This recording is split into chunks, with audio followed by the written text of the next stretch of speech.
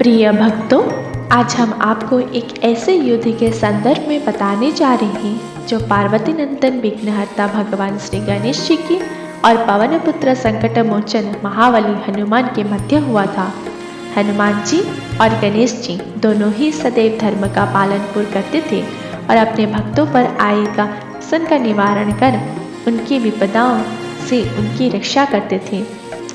एक महादेव के पुत्र तो दूसरे महादेव के अंश अवतार हैं। तो ऐसा क्या हुआ कि इन दोनों के बीच में ऐसा धर्म युद्ध होने लगा।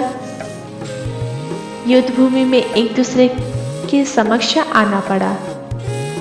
इस कहानी को शुरू करने से पहले अगर आप हमारे चैनल पर नए हैं तो आप सभी का स्वागत है।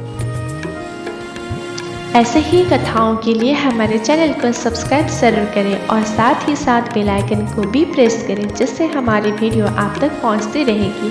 और अगर वीडियो अच्छा लगे तो ढेर सारा प्यार के साथ लाइक करें और शेयर भी करें। और हाँ, बताना न भूलें वीडियो का कौन सा पार्ट आपको ज़्यादा अच्छा लगा हो।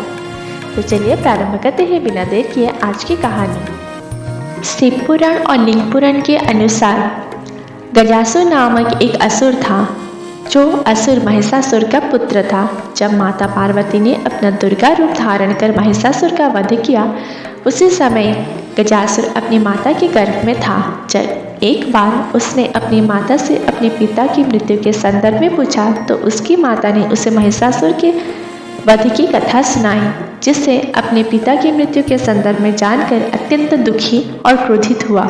माता दुर्गा के हाथों अपने पिता की मृत्यु के संदर्भ में जानकर उसने माता पार्वती से अपने पिता की मृत्यु का बदला लेने का निश्चय किया। जिस प्रकार माता पार्वती ने गजासुर के पिता की हत्या करके गजासुर को उसके पिता के प्रेम से वंचित कर दिया था, उसी प्रकार गजासुर भी माता पार्वती को उनके पुत्र के प्रेम से वंचित करने का निश्चय लेता है। जो पीड़ा गजासुर को अपने पिता के ना होने का दुख में होता था, वही पीड़ा वो माता पार्वती को भी देने का निश्चय लेता है गणेश जी की वध करके। परंतु ये भी सत्य है कि वह पार्वती नंदन है और उनसे युद्ध करना कोई सरल कार्य नहीं है। ऐसा क्या मार्ग है जिससे गजासुर उसका वध कर सके और सुकून पा सके। गजासुर अत्यंत विचलित था कि वह किस प्रकार माता पार्वती के पुत्र भगवान गणेश का वध करे, क्योंकि जो स्वयं महादेव और पार्वती के पुत्र हैं, उनको भला कौन क्षति पहुंचा सकता है। उनके वध की योजना हेतु गजासुर ने ब्रह्मदेव की कठोर तपस्या की, तो वो ब्रह्मदेव की तपस्या में लीन रहा। इतनी कठोर तपस्या देखकर ब्रह्मदेव अत्यंत प्रसन्न हुए और उन्होंने प्रसन्न होकर गजासुर को अपने दर्शन दिए और बोले कि मैं तुम्हारे तपस्या से अत्यंत प्रसन्न हूँ, तुम्हें मुझे क्या वरदान देना चाहिए। फिर गजासुर ने ब्रह्मदेव से अमरत्व का वरदान मांग लिया, जिससे ब्रह्मदेव ने कहा कि तुम भली भांति जानते हो कि मैं अमरत्व का वरदान दे नहीं सकता, क्योंकि ये वरदान काल चक्र के नियम के विरुद्ध है। अतः हम तुम्हें अमर होने का वरदान नहीं दे सकते। फिर भी उसके अतिरिक्त अगर कोई वरदान मांगना चाहते हो तो मांग सकते हो। इतना कहकर गजासुर ने ब्रह्मदेव से ये कहा कि अगर आप मुझे अमरत्व का प्रदान नहीं कर सकते तो मुझे ये वरदान दीजिए कि मेरी मृत्यु केवल किसी एक के हाथ में संभव हो जिसने काम पर विजय प्राप्त कर ली है, अन्यथा उसके अतिरिक्त संसार में कोई भी मेरा वध ना कर सके। यह वरदान देकर ब्रह्मदेव वहां से अंतर्धान हो गए। ब्रह्मदेव द्वारा मिली वरदान के कारण गजासुर अत्यंत शक्तिशाली हो गया और उसके साथ ही वो अत्यधिक दुष्ट भी हो गया। अब वह समस्त सृष्टि में उत्पात मचाने लगा, परंतु इतना शक्तिशाली होने के पश्चात भी गणेश जी का वध करने में सक्षम नहीं था। तब उसने श्री राम के भक्त होने का संरचन रचा और श्री राम की भक्ति का नाटक करने लगा। राम जी का नाम सुनकर श्री राम के परम भक्त हनुमान जी बोली कि मेरा हृदय पुलकित हो गया है इस राम भक्ति से। तुम कौन हो? मुझे अपना परिचय दो। इतना सुनकर गजासुर बोला कि हे कपिष्ट केसरी नंदन, अपने चरणों में श्री राम भक्ति का सादर प्रणाम स्वीकार कर लीजिए। हनुमान जी बोले कि तुम्हारे हृदय में जो श्री राम के प्रति भक्ति और प्रेम की भावना है वो देखकर मुझे अत्यंत प्रसन्नता हुई। तुमने मेरे हृदय को इतना आनंद से भर दिया कि यदि तुम मुझे कोई वरदान दे मांगना चाहते हो तो जरूर मांगो। इतना सुनकर गजासुर बोल उठता है कि अगर आप मुझे वरदान ही देना चाहते हैं तो आप मुझे वचन प्रदान कीजिए, जिससे मैं आपसे जो मांगू आपको मुझे वो अवश्य देना होगा। हनुमान जी बोले कि यदि तुम वरदान स्वरूप मुझे वचन मांगना चाहते हो तो उचित है, कहो, मैं तुम्हें वचन देता हूँ। गजासुर बोला कि हे पावन पुत्र हनुमान, मेरे लिए संसार में श्री राम के नाम से अधिक और कुछ भी प्रिय नहीं है, इसलिए मैं कदापि ये सहन नहीं कर सकता कि कोई मेरे प्रभु श्री राम जी के नाम का अवहेलना करे। महादेव पुत्र श्री गणेश जी ने राम जी के नाम का अवहेलना किया है। राम जी के नाम के ऐसे अवहेलना मुझसे बर्दाश्त नहीं होता। उनके व्यवहार से मैं अत्यंत क्रोधित हूँ। श्री राम जी के नाम से तो व्यक्ति के सारे कष्ट दूर हो जाते हैं और शिवपुत्र गणेश जी ने उनका अवहेलना किया। इतना सुनकर पवन पुत्र हनुमान जी क्रोधित हो उठे। गजासुर तब बोले कि हे पावन पुत्र, आपने मुझे वरदान स्वरूप वचन दिया था ना कि जो मैं कहूँगा वो आप करेंगे। हनुमान जी बोले कि अवश्य मैं करूँगा।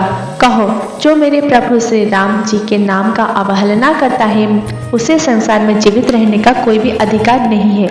यदि आप मेरी भक्ति का आदर करते हैं तो जाइए और प्रभु श्री राम की अवहेलना करने वाले महादेव पुत्र गणेश से युद्ध करके उनका वध कर दीजिए। हनुमान जी गजासुर को वचन दे चुके, इसलिए वचनबद्ध होने के कारण वो उसके कथन को अस्वीकार नहीं कर सके। इसलिए हनुमान जी गणेश जी से युद्ध करने के लिए निकल पड़े। तभी मार्ग में उनकी भेंट देवर्षि नारद से हुई। देवर्षि नारद जी बोले कि श्री राम की भक्ति हनुमान जी, मुझे आप कुछ व्याकुल प्रतीत हो रहे हैं। क्या कोई बात है जो आपको व्याकुल कर रही है? सुनकर हनुमान जी बोलते हैं कि क्या यह सत्य है कि महादेव पुत्र श्री गणेश जी राम जी की अवहेलना करते हैं? नारद जी हनुमान जी द्वारा पूछे प्रश्न के संदर्भ में जानते थे और वो भी स्वयं यही चाहते थे कि शीघ्र अति शीघ्र गजासुर का इस सृष्टि से अंत हो जाए। और यह संभव करने के लिए उन्होंने हनुमान जी से कहा, नारायण नारायण, गणेश जी तो सदैव ही महादेव की भक्ति में लीन रहते हैं। मैंने तो कभी भी श्री राम जी का नाम लेते हुए नहीं सुना। नारद जी के मुख से यह बात सुनकर हनुमान जी को गजासुर के कहे कथन पर पूर्ण विश्वास हो गया और उन्होंने शीघ्र ही कैलाश पर जाकर गणेश जी को युद्ध के लिए ललकारा। इस समय नारद मुनि ने माता पार्वती और महादेव के समक्ष पहुँचे और उन्होंने हनुमान जी और गणेश जी के मध्य युद्ध के संदर्भ में अवगत कराया। जैसे ही माता पार्वती और महादेव उनके मध्य हो रहे युद्ध को रोकने के लिए मार्ग में बढ़ रहे क्षण गजासुर आकर उनका मार्ग रोकने का प्रयास किया।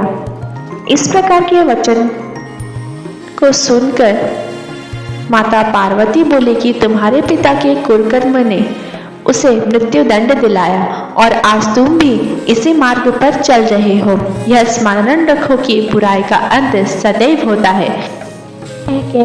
माता पार्वती और महादेव उसे मार्ग से हटने को कहा।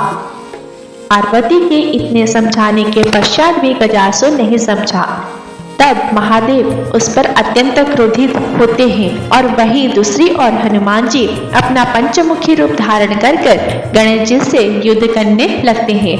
दोनों ही महाशक्तिशाली महापराक्रमी महाकाल के ही अंश अवतार थे।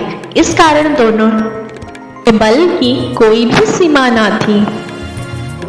एक दूसरे पर अपने दिव्यास्त्रों से प्रहार कर रहे थे, परंतु दोनों पर ही उन दिव्यास्त्रों का कोई भी प्रभाव नहीं पड़ रहा था।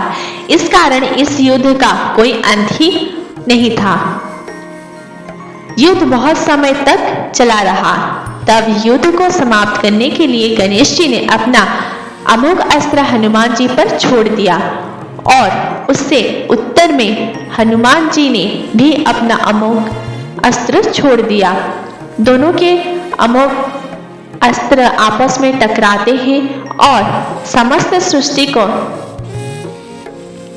हाहाकार मच जाता है, परंतु उसके पश्चात भी उन दोनों के युद्ध का कोई भी अंत ना हुआ। तब श्री गणेश जी ने हनुमान जी को अपनी सूंड में जकड़ लिया और हनुमान जी ने गणेश जी को अपनी पूंछ में जकड़ लिया। दोनों ही एक दूसरे के बंधन में बंध गए और युद्ध करने में समर्थ हो गए। वहीं दूसरी ओर महादेव गजासुर की मृत्यु के रूप में उसके समक्ष खड़े थे, क्योंकि गजासुर को ब्रह्मदेव द्वारा मिले वरदान के अनुसार केवल कोई ऐसा ही मृत्यु दे सकता था जिसने अपने काम पर विजय प्राप्त की हो, और इस संसार में केवल महादेव ही है जिन्होंने अपने काम पर विजय प्राप्त किया है। इसलिए केवल महादेव ही थे जो गजासुर का अंत कर सकते थे। तब महादेव ने अपना त्रिशूल उठाया और अपने एक ही प्रहार से गजासुर को मार दिया, परंतु इस क्षण तक भी गणेश जी और हनुमान जी इस अवस्था में ही एक दूसरे के साथ बंधे हुए थे। उन्होंने समझाते हेतु माता पार्वती और महादेव उनके समक्ष जा पहुंचे। पुत्र गणेश, पुत्र हनुमान, अब दोनों के मध्य ये किस प्रकार का मतभेद है? गजासुर ने जानबूझकर आप दोनों में ये युद्ध करवाया है और अपने इन्हीं पापों कर्मों के कारण वो दुष्ट महादेव के हाथों मृत्यु को प्राप्त हो चुका है। पुत्र गणेश, आप अपने पिता महादेव के परम भक्त हैं और पुत्र हनुमान, आप मर्यादा पुरुषोत्तम राम के परम भक्त हैं। परंतु आप दोनों मुझे ये बताइए कि श्री राम और महादेव एक दूसरे से भिन्न है क्या? माता के ऐसे कहने पर महादेव हनुमान जी को अपने इस रूप में दर्शन कराते हैं। में श्री राम ने महादेव को रामेश्वरम में स्थापित करवाया था। तब हनुमान जी और प्रभु गणेश जी को महादेव के उस ज्योतिर्लिंग के भीतर प्रभु श्री राम और महादेव दोनों के दर्शन हुए।